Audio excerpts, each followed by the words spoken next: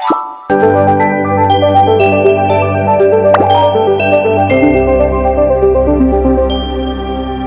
hello there people of the internet. My name is Motherwound Mothering and this is Dialogues Jagero. Today we are going to be talking about motherhood.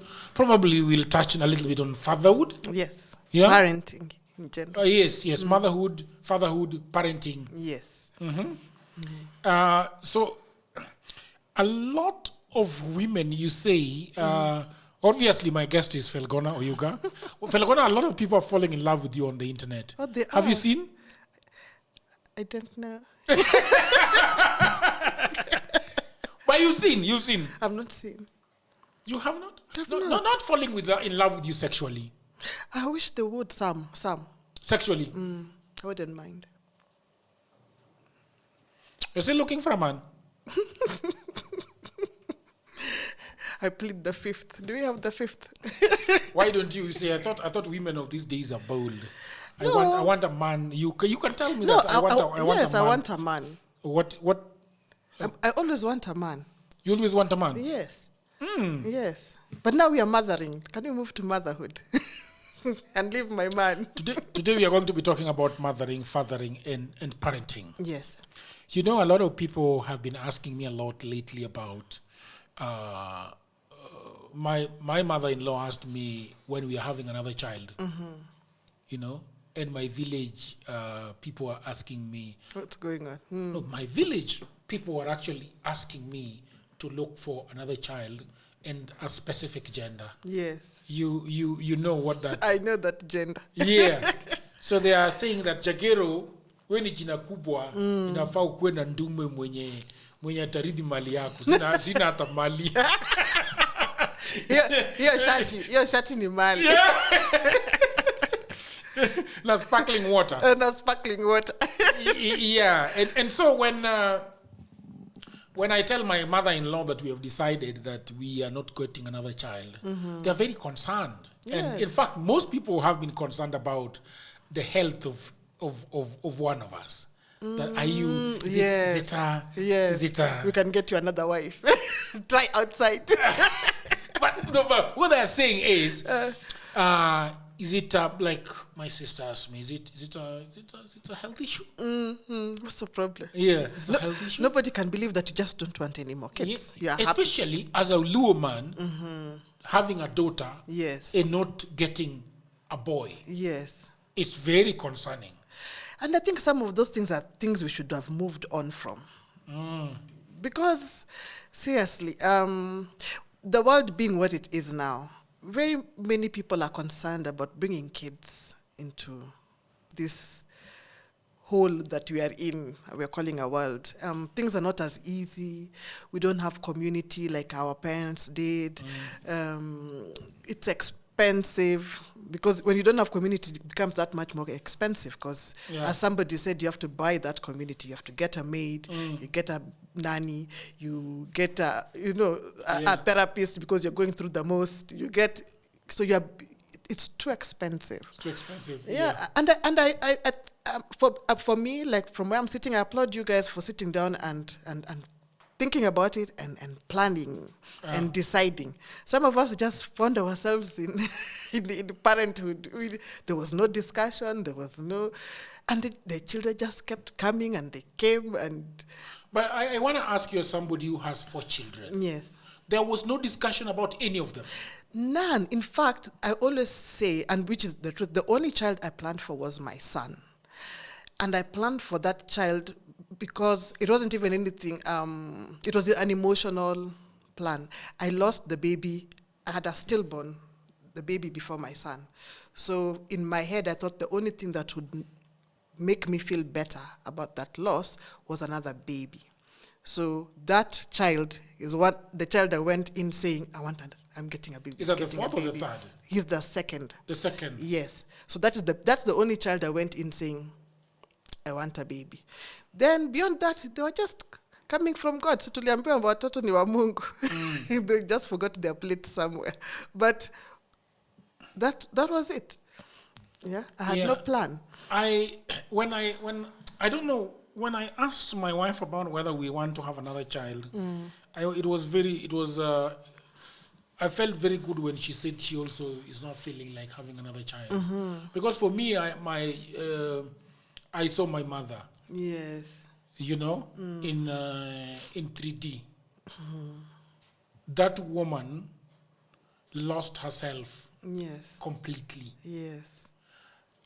Because she was waking up for her children, going to sleep thinking about her children, doing everything thinking about her children.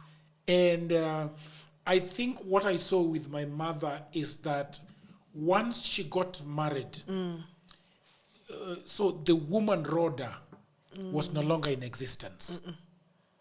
She was now mama somebody. Yeah. And wife of somebody. Yes. And her children was a job. Like, I do not think that my mother would be sitting somewhere thinking about herself. No. Yeah. Thinking about buying something for herself. Because she was told she's a good woman. A good woman puts her children first.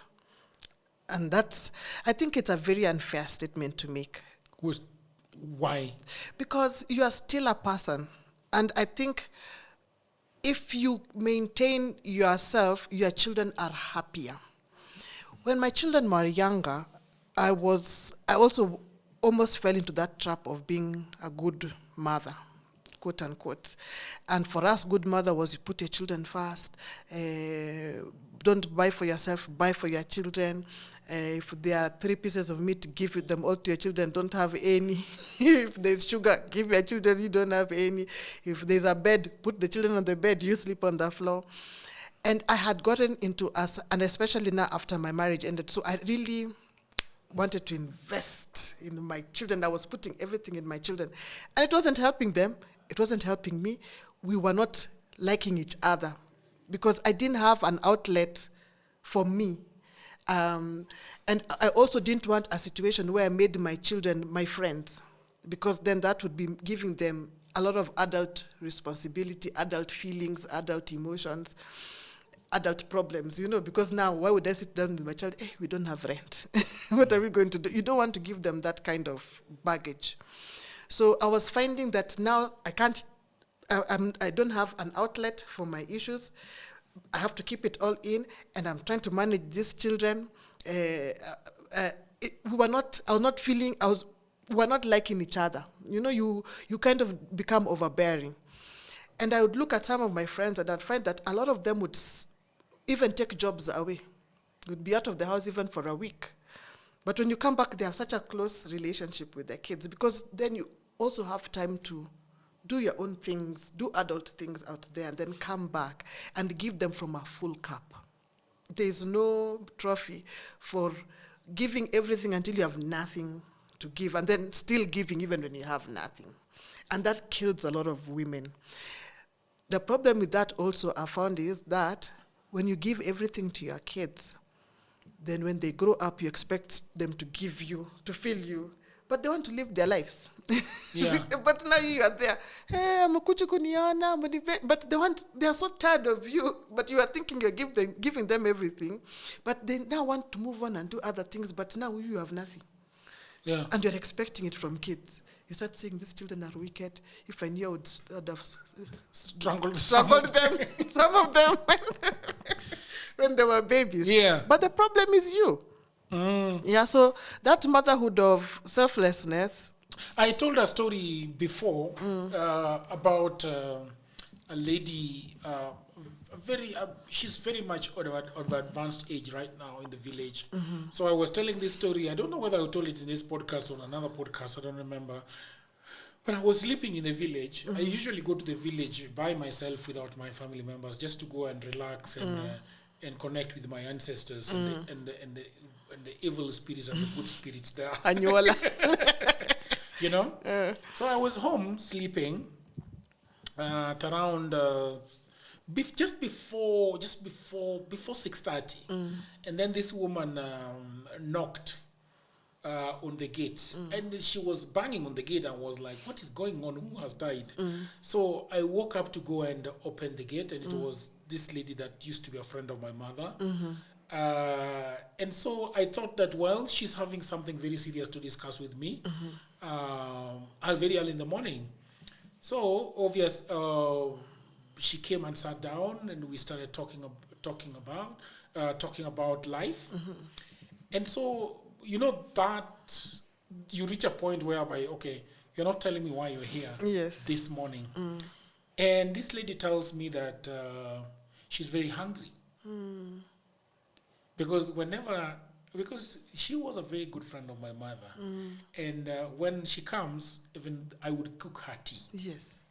And the bread. Yes. And we just take the two of us inside my home. So she told me this word, kentede chachicha. And it was like, damn. So I cooked the tea, and we started. I don't take much of the bread, so she was the one taking much of the bread. I was just there taking the tea, and then she told me that she's been in hunger for such a long time. Oh dear. Yeah. And she told me that she slept hungry last night, and she had heard my voice. But the most interesting part of this conversation is that she did not tell me I slept hungry. She told me I've slept hungry with my grandson. So there's one of her children that had given birth and left for her with the child and took off to the city. But the most interesting part of this conversation is that when she was coming to me, inside her own home are her two sons who were there, who were sleeping there. A stone's throw away was another son. And down the river is another son. And they are working, or not necessarily well off, but at least they are able to put two and two together. Yes. And that was the curse of motherhood that I saw right there in the morning. Is it really the curse of motherhood or the curse of self-abandoning, which women are encouraged to do? This is you giving it a new meaning. But you see because Mimi, I'm always very forthright. And I ask her, Nyabun, you guys need to cut this thing out. They will bleep the name. I ask her, what's going on back there? And she told me in Luo, Ninyol Mbala. Do you know what that means? What is Mbala? Mbala is a scar. Yeah. She told me that motherhood scarred her and gave her nothing back. It's so what she was told about motherhood. But I want to go back to how you were explaining it. Yes. The self-abandonment in women. Yes. What do you mean by that? There's a story I like telling because that story gave me freedom. Okay. There was a lady, I think she's a financial advisor or something. She was on, those days we used to watch the Oprah show or like reruns. It wasn't really the Oprah show. I think it was Soul Sundays or something, one of the Oprah things. And this lady was talking to women, and she told women, the problem we have as women is we so want to sacrifice ourselves for our children, not realizing it doesn't help our kids or us. So she was giving an example of a woman, she's probably a single woman struggling. You're trying to feed your children, trying to educate your kids. So you give them everything. You're working hard, and single motherhood is hard. It's not a walk in the park. I can only imagine. I can only imagine. Yes. I can only imagine how hard that is. It is. I imagine being left with my daughter Maya alone. But there are people who are just not having Maya. They've got Maya times 3. I have 4, but they have a Maya also. My third one is Maya. So it's called Maya? Yes. Oh, really? Yes. So I have 4. So sometimes you're sitting there with those children and you're just trying to put things together. And sometimes, the way somebody says the ends are not meeting, you are trying to pull these ends and they're just not meeting. So you're there, you give everything, every coin you get, you give your kids, you try to give them the best education, you give everything. And then when they grow up, usually also when you have suffered a lot like that, you don't want to stay at home.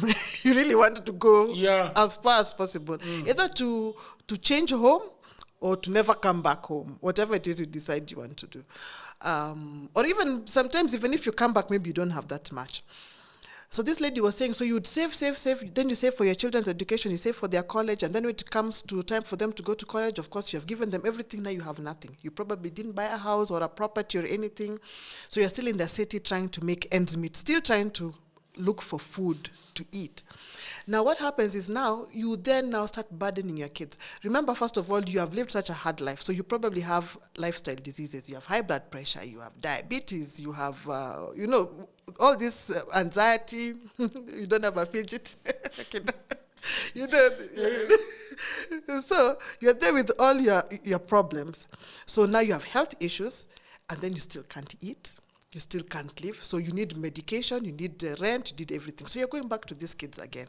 These kids who now are really trying to also make it in their lives. Remember, you don't have much to give them, so you probably save for education, but not a lot, maybe just to start them off. So they have to work maybe to supplement that education. And then at the same time, that small money they're getting, they're trying to make something out of their lives and also trying to look after you. So then now you find a child must decide, okay, what am I going to do? And they will almost always prioritize themselves, which is not a bad thing necessarily. It's only a bad thing now because you don't have anybody to prioritize you. So you become a burden, and then it becomes this circle of poverty. So this lady says, you know what? Take your children to where you can take them. If you can reach from 4 children, this is where I can reach. Because you must also plan for yourself. What happens is that 18-year-old, you can tell them, we can still live in this house, but me, I don't have money to take you to whichever university you think you are able to go to or you want to go to. You have to now fend for yourself. Yeah, because you need that money to look after yourself. This child will be able to, at 18, if you have a son, can go to industrial area and do whatever it is they have to do. These days, at least, they even have digital. Many of them are actually making a life out of, the digital space, which is a good thing. Something we didn't have. For us, I was trying to explain to my daughter the other day, because she has a small jewelry line that she's doing. I'm telling her, you see, you people, at least you can post it and 400 people see in 1 hour. In our day, you carried your to things. You have to go to some office. You go to town, yes. You walk all the way to town, or you take a bus to town, and the people look and they say they don't want, or they come back end month. You see, for you, on your tablet or on your phone, 400 people have seen. Even if they have not bought today, they have taken a screenshot, but you have not moved from your house. Yeah. You can only see one person. Those days of us, by the time you walk to town and walk back, you've only seen one person. They have not bought, you are hungry, you are dusty, the sun has burnt you, all manner of things. But you see, this child now can now start that work, save money and go to school, eat all the skumabiki they like, but they don't have the pressure of you at home. You see, it is a different scenario when now they can work for themselves and be able to push. If they have a 200 bob extra, they can send you. But not that that 200 bob is life and death. So we need to stop that thing of making women feel, even women need to stop making themselves feel guilty of when in motherhood. It's not easy. I know, because I've been a mother, and guilt is every day, is a daily thing. You're always feeling guilty. Maybe I should have done more. Maybe I should have done this. Maybe I should have given them a better father. Maybe there's always something going on. A better father. Better father. A better father. You're always going through all those things. But prioritize yourself. These are children, they are growing. They are stronger than you. They are getting stronger. You are getting weaker. So by the time I'm 50, I'll have a child maybe who is 19. That child can eat skuma every day. They'll be okay. If I eat skuma every day, I will die. Yeah, I'm now old. I need the nutrients. My father used to say, my father had this idea of he was the only one who could eat eggs.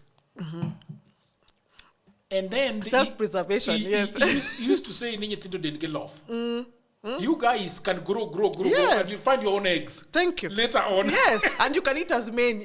Yeah. If you only have this few chance to eat this or whatever. So we need to build that type of child, where a child knows, I've given you my best. Now from here, now take it up and go.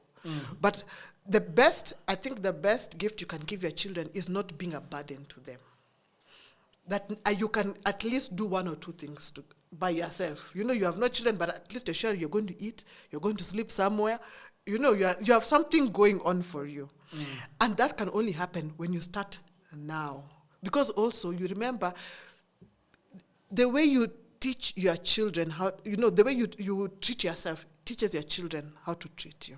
If you never want anything, you never ask for anything, they'll just figure out, she doesn't need much. Atajipanga, hata akipata tu mkate, she will just eat. But if they know, mom always has this, the other. So even if you're taking shopping home, don't take for her these other things. You have to teach them also how to treat you. You must prioritize yourself. That's the only way motherhood will be of benefit to you. But if that thing, you're just giving children everything, now you have nothing, you're looking at them. Where do they even get it from? Even if they really wanted to look after you, if they are trying to build their lives, and at the same time they're trying to sort you out, look after yourself. Women just need to do that. A lot of women go into motherhood without planning for it. I'm one of them. You're one of them. I had no plan. Let's talk about motherhood, how it starts. So. The basics, pregnancy. Yes. You know, you know that you're pregnant at what time? When do you know that you're actually pregnant? When you miss your periods? Yeah, but that's one of the ways. But there are so many ways. There are people who never even find out they're pregnant until they're giving birth. They call it cryptic pregnancy, where it just hides somewhere and you think you're having some really bad cramps and you have a baby. Kumbe you're in labor. Yeah? Yes, sorry. That can happen. That can happen. It happens. It has happened. There are people who find out later. Some of my children have found out a bit late that I was pregnant. Yeah. So you can't, if you have an active sexual life and you're not using anything. Sometimes you're even using something. That's what they tell you. The contraception also is not 100%. You could fall in that small percentage that they're saying, can happen. So there are many ways and different times to find out if you're pregnant. If you're pregnant. Yes. And then the pregnancy comes with a lot of problems. There's some people who are lucky, just, it's like a cough.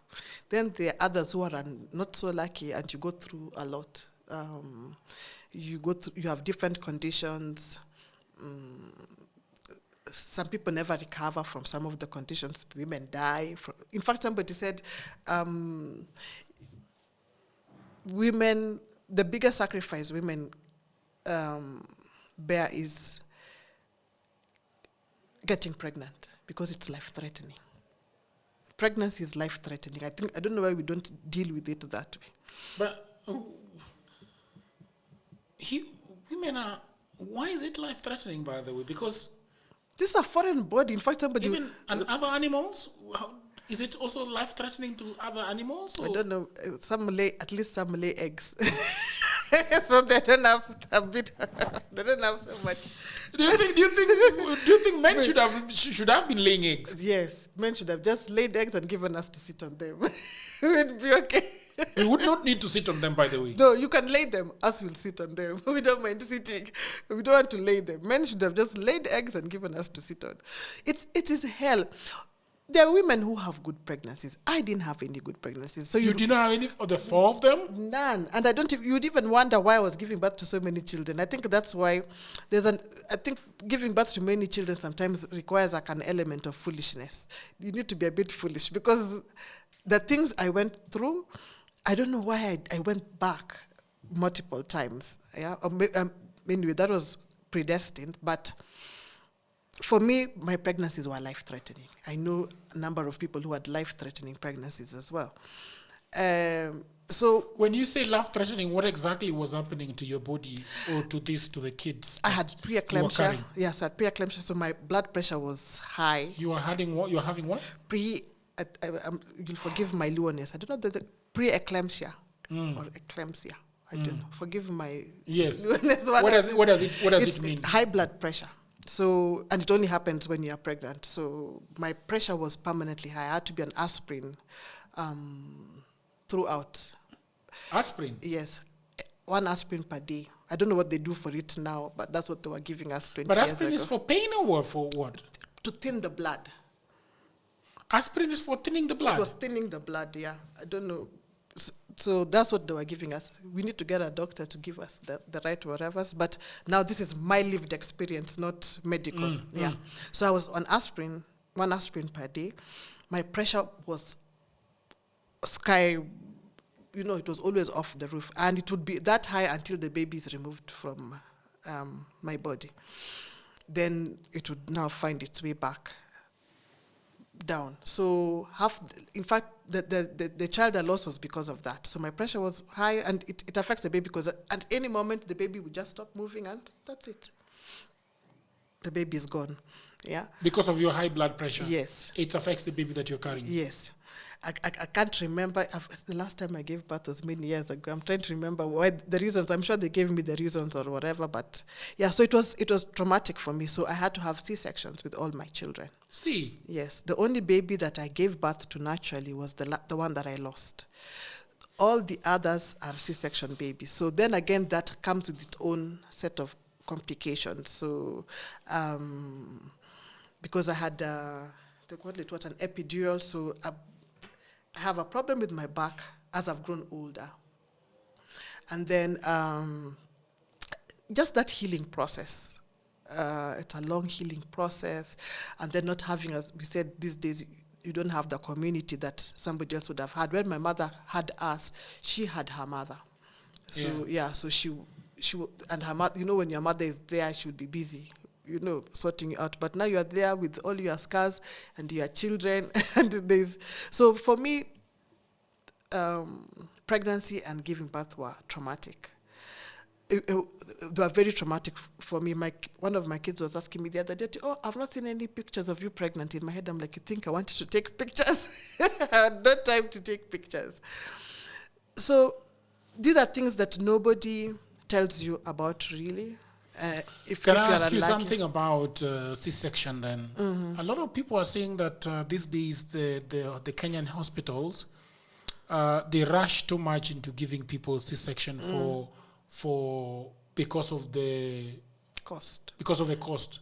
Yeah, you get more. I've heard that, but it would be an irresponsible statement to say that that's what actually happens, because I have no statistics, I don't know.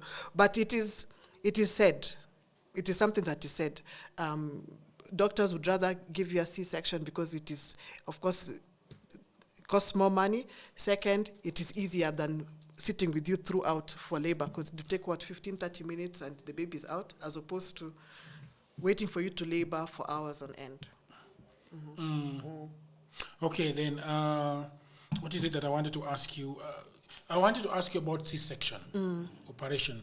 So when you are having multiple, every time that you're going to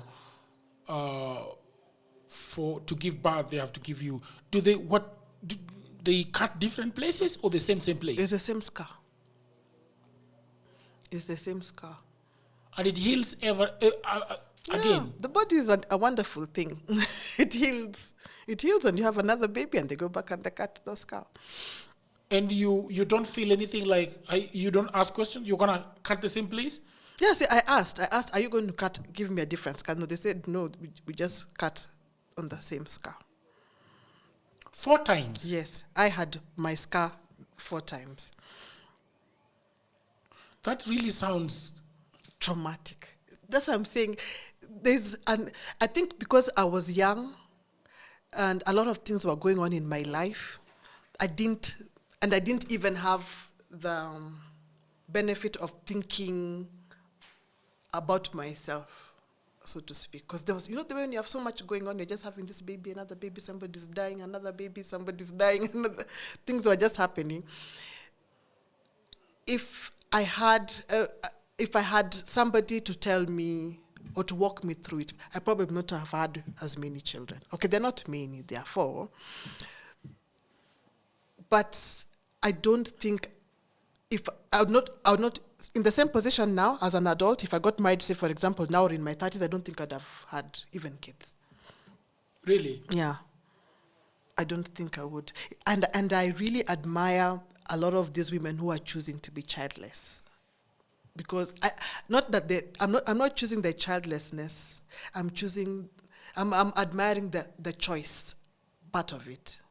That they've actually made a choice. I've sat down and said, you know what, no, I don't want. Or somebody else said, you know what, yes, I want, and two. And this age gap. You know, that type of thing. You have really customized it, like Yes. they're customizing a subscription. Yeah, and I think there's some empowerment in that. Because I didn't have any choice. We were so young by the time we were getting the first one, then the second one. Then they just kept coming. The last one, you got it at what age? My last child was probably 30. So I got married at 22. 22. What was the hurry, by the way? I don't know. Maybe I liked sex. I don't know. It doesn't make any sense. You could have sex without getting married. And somebody should have told me that also. So these are some of the things, again, that we say. Maybe now the younger people have more information. I don't think I had that much information. Because first I was a very sheltered child, and then the first man I met, my first boyfriend, we have sex, we get pregnant. It was that quick. It wasn't, it wasn't. So I'd never gone to the process of thinking of contraception. I'd never bought a condom by the time I was 22. I'm not saying it because I'm proud of it. I'm just telling people that stupidity is, as nice as it looks like, costs you more. Yeah.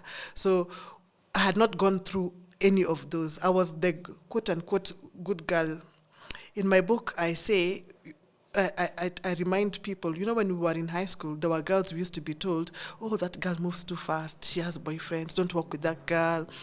And then we thought we were so good now, us who didn't have, and we didn't do anything. Not knowing that innocent, I won't loosely call innocence, but it's ignorance, would cost us more. Most of those girls that we were told not to hang around with, maybe had boyfriends early and whatnot, are actually in good marriages because they had information. We didn't have any information. So it's so important for young girls to have all that information, to know about contraception, to know about planning your life in terms of parenthood. Don't become a parent too early, or if you want to, then have all the information that you require to make better choices. It's very interesting that how do you deal with things that your children want you to give them? Like what? Like whatever, a board game? It depends. I mean, I think that is from, are you asking me from a point of a single mother? No, just mothering in general. Just mothering in general. Like, how do you discipline your children? How are you disciplining them?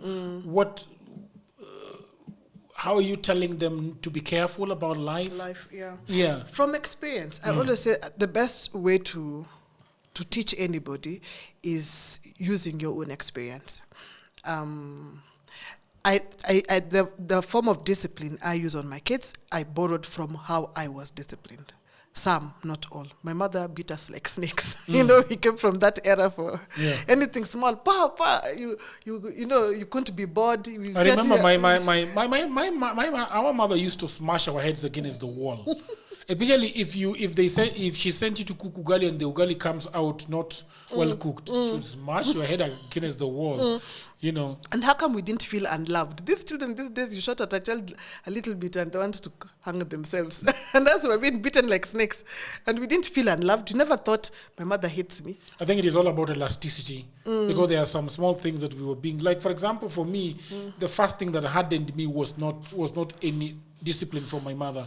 I was hardened from the grazing field. Where you... my father used to have lots of cattle, and there were so many bulls, and bulls can be rowdy, especially you suddenly find out that the bull is not in the herd. It has jumped into another herd, and the person who is taking care of that other herd has gone with them to the other side of the grazing field. And then you have to go out and then pluck that bull And bring from that herd. And it's got a woman there. It's not coming out. Yeah. So that hardens you so much. By the time you come home and your father wants to beat you, it's like this can't be close to. But as we didn't have any kettle, but Yeah. we were still being beaten, and we didn't feel. Of course. You're just there like, Nani, you're caned, you're told to go and shower, and then you eat, and you're told to go and sleep. But you never thought. Like you see, like right now, I have never, and I feel like I've never laid a hand on my kid, and she's not very indisciplined. She's not indisciplined at all. So I feel like it's just the elasticity. Whatever. But yeah, so it's for me. I borrowed from my mother. Like you, my father didn't cane us. My father talked, and I don't know why my father's talking was more hurtful to me than my mother's caning. And My father caned us. Yeah, my father didn't. So my father would just talk to me, and my tears would just be here. My mother would be caning me, and they're just there like, I've been hit, and they're just there. But the minute my father would be like, and my father never called me by my name. He was like, "Mama," I said, and my tears. You were named after after his mother. No, I was named after my mother's mother, but my father loved my mother, his mother-in-law. Okay. So they never called me by my name. So they always called me that, yeah. So, but the minute he just wants to scold me even a little, and my tears are over there, and then after a while, I'll come back to him and complain how he's so unfair to me. But but my mother was the disciplinarian. So I tried for my kids, I did both. I caned and I talked. Then there's also, you figure out that all your children are not the same. There's one that you tell, "I'll cane you," and they feel nothing. And another one you say, "I'll cane you," and you almost melt. "I'm sorry, I will not do it again, I'll never repeat." So just the thought of that you could cane them changes them. Then that one that you will cane and feels nothing doesn't want to be talked to. If you sit them down now to give them a lecture, now that's what now they fear. They don't want to sit down and to tell them, "You did this wrong, I don't like this, I don't like the other." So you figure out as you go on. There were things I felt were unfair, like from the way my parents disciplined me. So I try to change that in my kids. And then as they grow older, because now my children are older, then now we have, you move into the phase where you want to be their friends. Because before you were not their friends. You are a provider and a disciplinarian. But now as they are older, then now I want to be their friend. So now we have more conversations. And it is, I think, one of the hardest part of parenting is when your children are older and they are telling you what they think you did wrong. It is a very humbling time, when they give you their opinions and they say, you shouldn't do this. When you did this, it wasn't fair. Or why are you doing this? And then you say this. Don't you think you're being a hypocrite? Or what? So having them when they can talk is another phase that is very scary, because sometimes you want to tell them, I did the best I could, all I could, but sometimes your best is just not it. Throw away the cane and spoil the child. Because a lot of people would say that do not hit a child. Do you think there is something that they are missing entirely? I don't know, because I was caned. And these young people these days tell us that we are suffering from, did they call it Stockholm syndrome or something? Because now we identify with our abusers, because of the way we were caned and whatnot. Apparently that was abuse. I didn't see it that way, because for me, I was a very, I want to say, spirited child. Yeah, so some of the caning maybe got me in the right path. But you see, like for us, my mother caned us. Then after the caning, there was a lecture, because she caned you, then told you why she caned you, and then give you a whole story about how when she was a child or which neighbor, or her caning always came with the lessons, life lessons. By the time you are coming out of there, you didn't know whether you are annoyed with her or you are inspired. Yeah. So I don't know. I think it should be on a case to case. Not all children can be disciplined the same. I feel I was caned more in our home than my siblings, but because of who I am. Yeah. Same to my house right now. The child that I caned the most is the one who's most like me. Because I can see where they're going and I'm trying to bring them back. So that disciplining of your kids, I think, is a very personal thing. And I think the parent must always be the one to discipline. I don't subscribe to somebody else beating my child. Now, for me, that's abuse. You can come and let me know, and then I will discipline because I have how I discipline kids. So you might beat the child that is scared of beating, and you scare that child. Then there's another one who might fight you back. That type of thing. Yeah. So don't beat my child. I think discipline should be a very customized thing and done by the parent. I have a friend who used to tell us when our children are young that you should not beat your child with something. Beat them with the hand so that you also feel the pain. So when you hit, you now know how you can almost gauge the intensity of that hit, so that now you're not trying to kill your child. So some of those things, I think people should research and discipline their own kids. Yeah. But there are parents who use pipes. There are parents who use wires. There are parents who use canes. There are parents who use all manner of things to beat. Yeah. Do you beat when you are angry, or how do you? I've done it when I'm angry and I've felt really bad. I've also thrown things and pipes. And what I've done is, because I've opened communication with my kids, so they can actually come back to me and say, I felt this was not done well, or you don't have to cane me anymore, I can listen, and they tell you whatever. And so we've been able to have conversations from that. But I'm not going to say I've never hit my child when I'm angry. Sometimes you are so frustrated with that child. You're just like, I'm here in your head. You're just like, I'm struggling for this child, and this child is doing. It's not listening. He's not listening, yeah. And he's just doing crazy things. And then, especially when they get to teenagehood, and the late teens, actually, because like now they think they're an adult, but they're not yet an adult, and they're a child, and they're making bad decisions. And at that time, their biggest influencer is their friend, their peer, so sometimes they can get themselves into such horrible spaces. So there are times it can go overboard. I think the thing is to sit down and still be able to have a conversation and apologize. Apologize? Yes, apologize. Sometimes you have to say, I'm sorry. To the kids? Yes. After caning them? After caning, yeah, because sometimes you do it and you try to explain to them that it's not out of malice. You're not excusing your action. You're explaining to them. You're trying to get them to a point where they can see that you're a human being.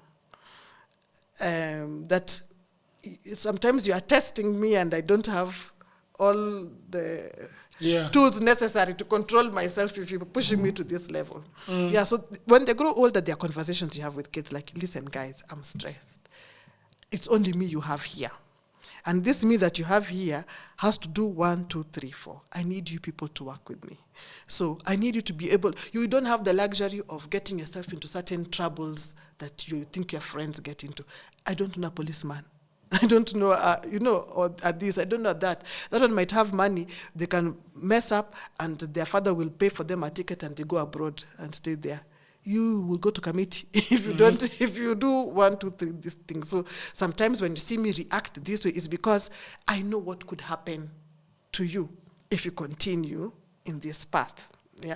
And then after that is just hoping for the best. Because again, a child will just, a human being at the end of the day, whatever it is you do, whatever it is you put in them, will just be who they want to be. Yeah. I want to ask you 2 questions about your daughter is 22 years now? 23. 23 years. I want to come back to your daughter a little bit. Not your daughter, but that kind of a relationship for a 23-year-old and a mother, who is, so they are both adults living together. Yes. But there is this thing is that a lot of women have been speaking about called motherhood. And it is mostly women. There's mostly women saying that they fought a lot with their mothers and their mothers scarred them. And like, I don't know if you watched the Motherhood episode on DWJ. The one that you brought down, there's one that was brought down. Yes. Yes. Did you watch it before it was brought down? No, I didn't. I think I just heard it from you. Yeah. So we recorded a podcast with two ladies. One is 20 years old, the other one is 24, I think. And they went on and on and on and on about their mothers and how they hate that relationship. And they feel like their mother did not protect them. The mothers did not listen to them. One of the stories that this girl said is that she went to visit a friend and then she was almost raped at the friend's house.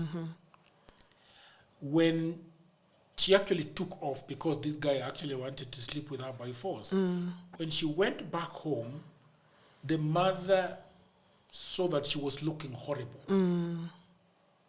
and did not ask what had happened. Yes. She did not even have the opportunity to tell them that, look, I got into this. Yes. Yeah. I took off from a rapist. And she told that story. The other lady was talking about how her mother kept talking about her shape, that your boobs are like this, you're going out there like this, you're going to be, what is it about men that you like that you're wearing like this, blah, blah, blah. So actually the two of them, the one of them is estranged from the mother. They don't talk. Like the last time we were having that conversation, she told me that she has not spoken with her mother for 2 years. Oh dear. You know? Yeah. And so the father, when the video came out, premiered at around early in the morning, the relatives saw that video. Oh dear. Yeah. And sent the link to the father. And the mother. So both the mother and the father were watching this. Yes. They went upstairs where she was sleeping. She had not even seen the video. Oh dear. She didn't even know that it was out. And then they told her to call me and tell me to bring down the video or she packs her things and leave immediately. Oh dear. You know? So that is how we... I brought down the video. She has told me just recently that they don't talk. Yeah, sometimes they're on the dinner table. They don't talk.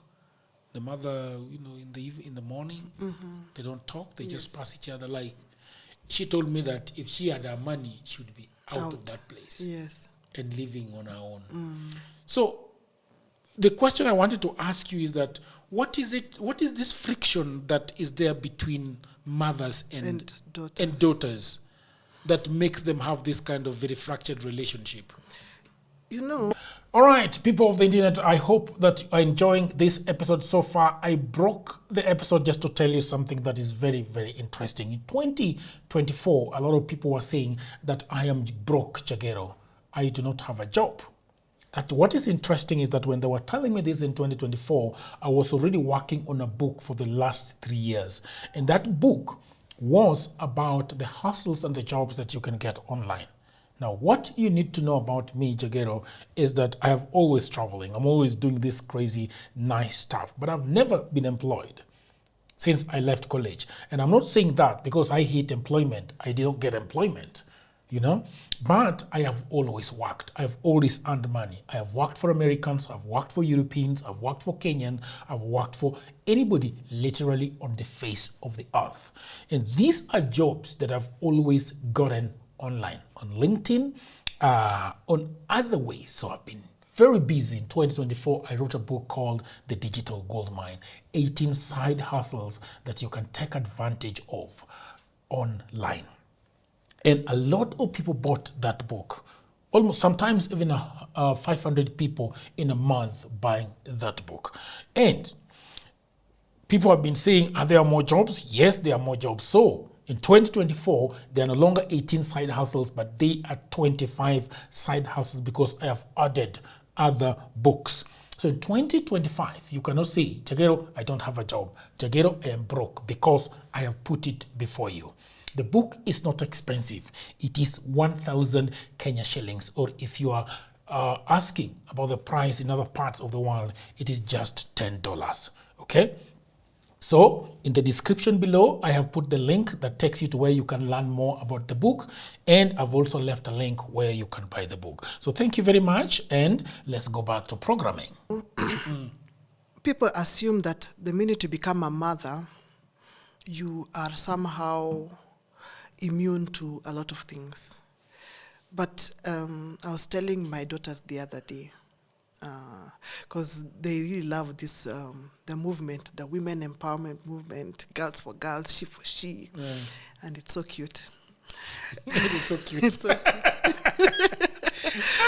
But I was telling them, you must remember, in that empowerment, when you are fighting for another woman's empowerment, when you're fighting for another woman's right to feel, to be heard, to express themselves, that your mother is also a girl.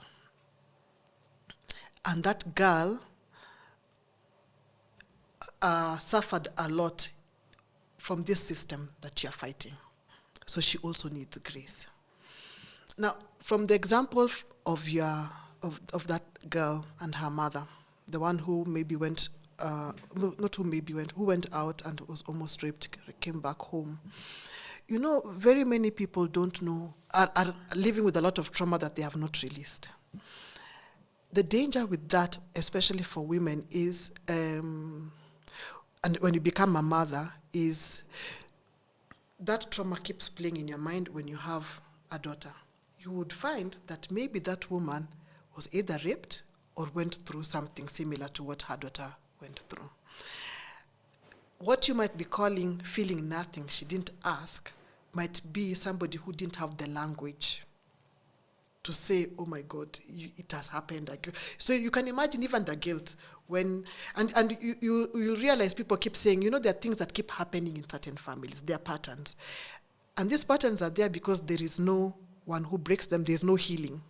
So we keep opening our children to it. So you see what has happened is maybe in her mother's head thinking that I'm protecting my child by not saying anything about it is not giving her the tools to protect herself, and then she walks into the same situations that she was in.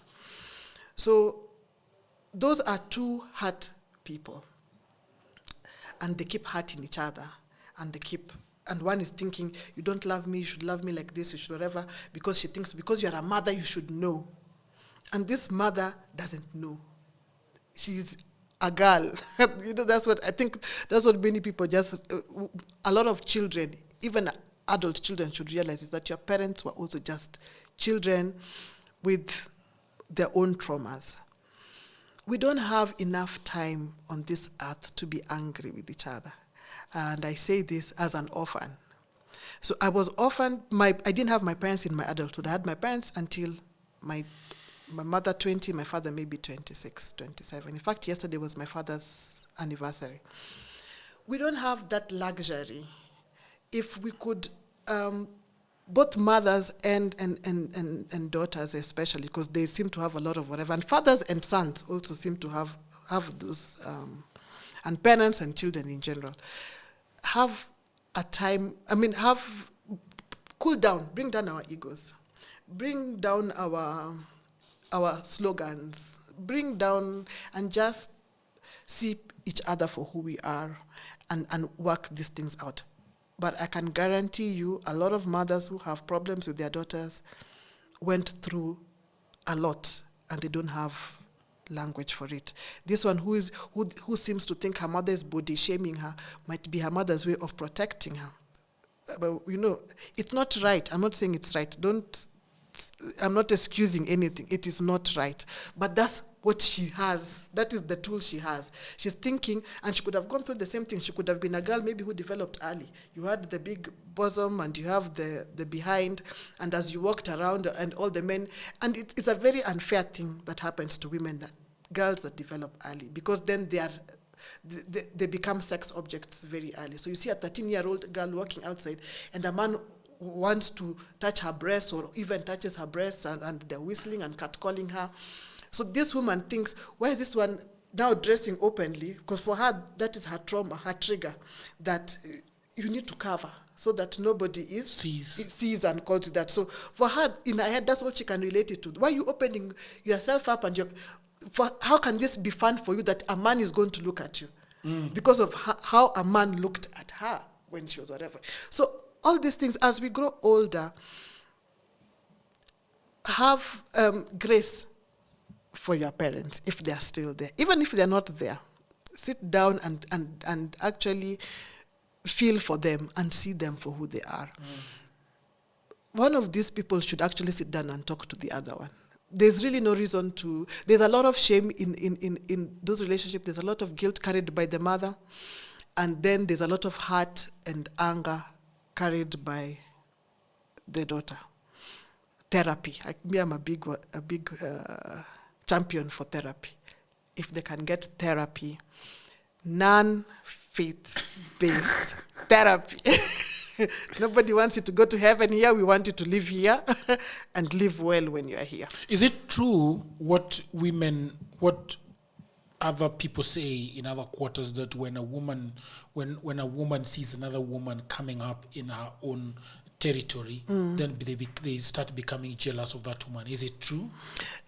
I don't think it's a woman. It can be a human being thing.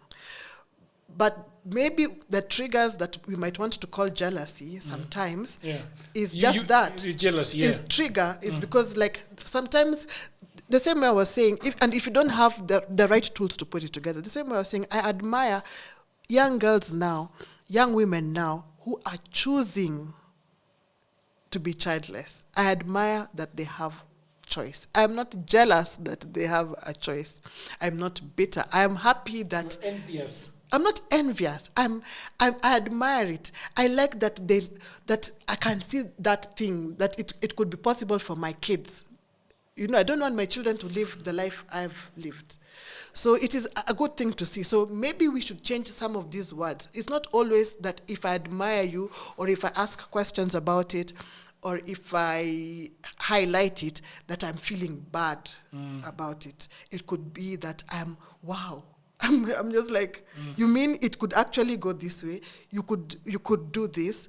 Exciting. I didn't have that chance. You do. I'm happy. I have two more conversation points before we finish this episode. Number one, I want to go back to your daughter. The relationship between your daughter and men. Do you have this conversation? Do you think this conversation should be had? Yes. Does she come to you to ask you for pointers and nuggets of wisdom? How does it? You guys are like the some people say they never discuss these things with their mothers. I had the opportunity to discuss with my mother. My mother was a teacher. So that was her love language, teaching. So from the time I was a very young girl, I knew things. By the time I was in class 3, my mother was already telling me, this is what's going to happen to your body, this is what they're going to do, don't let anybody touch you here, this is how you wash yourself. By the time I was a teenager, this is what happens, this is what sex is like. She allowed us, as in she had material, reading and writing material, and we had, those days it was VHS tape.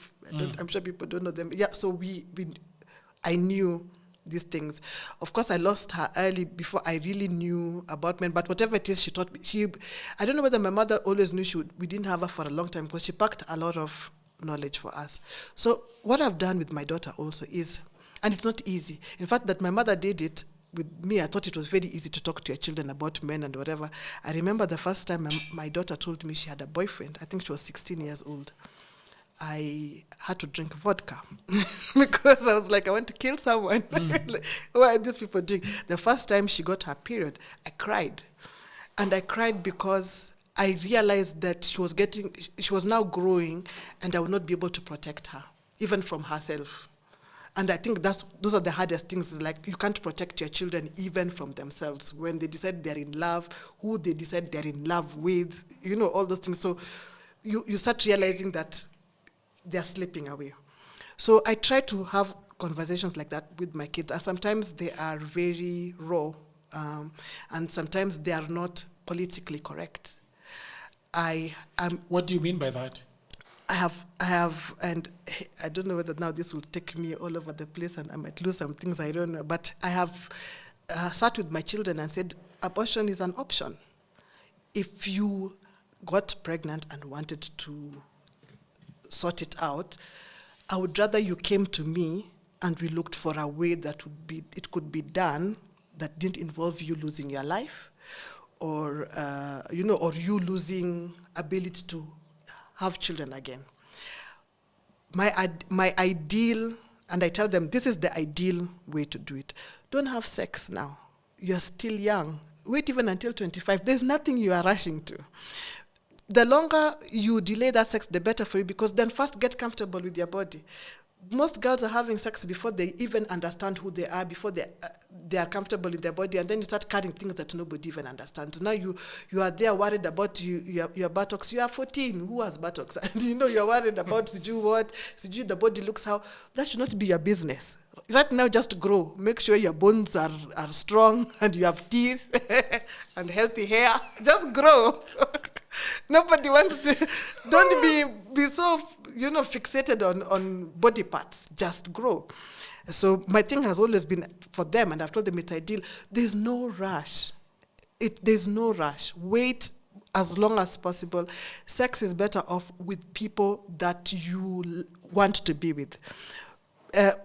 Many people had sex with people they don't even like. But you're just trying to tick a box that when people are talking, I can also say, yes, I had sex with so-and-so, I had sex, or, that type of thing.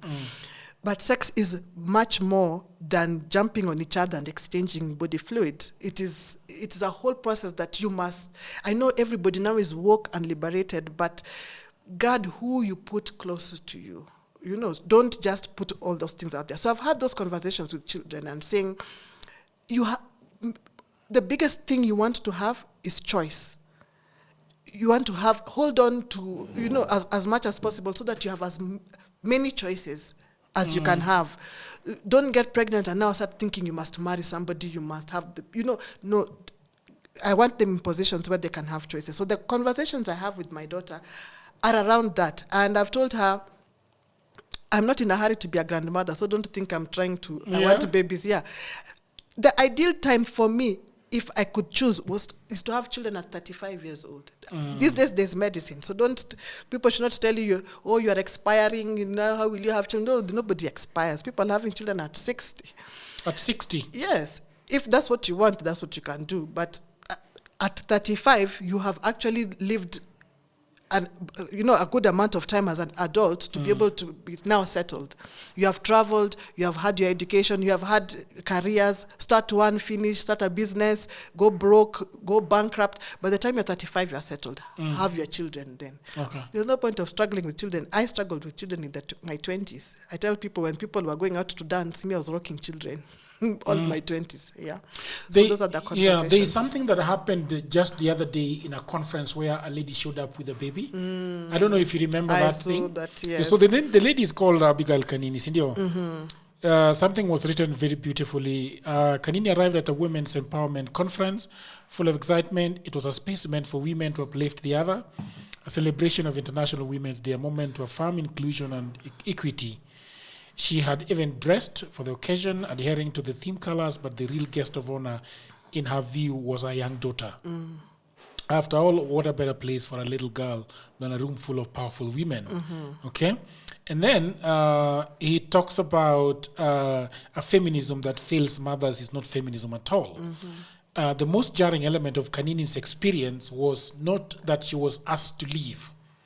It was where she was asked to leave from. A women's empowerment event, a feminist space. Feminism in theory is about expanding women's access to all spheres of life, but too often it replicates the same exclusionary hierarchies it claims to dismantle. The feminism of corporate boardrooms and high-profile panels often speaks the language of empowerment while disregarding the lived realities of mothers, working class women, and those outside of elite professional circles. Kanini's exclusion begs the question, what kind of woman was this event meant to empower? One who is child-free, one who can afford a full-time childcare, one who exists outside of traditional caregiving roles. If feminism does not make room for the complexities of motherhood, then it is not feminism. It is simply another form of privilege rebranded as progress.